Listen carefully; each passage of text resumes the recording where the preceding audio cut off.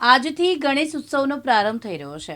લોકો દુંદાળા દેવના પોતાના ઘરે, શેરી અને સોસાયટીમાં સ્થાપના કરશે, ભક્તિભાવથી પૂજા અર્ચના કરશે।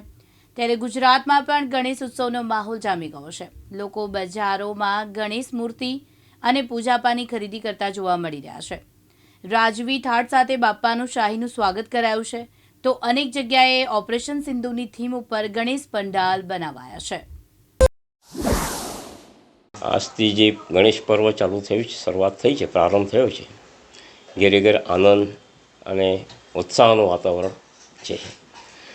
ગણેશજી વડોદરા શહેરમાં છેલ્લા ઘણા વર્ષોથી પરંપરાગત વિધિગત ગણેશજી સ્થાપનાઓ થાય છે ને લોકો ઉત્સાહથી આનંદથી ગણપતિનું આગમન સ્થાપના કરે છે।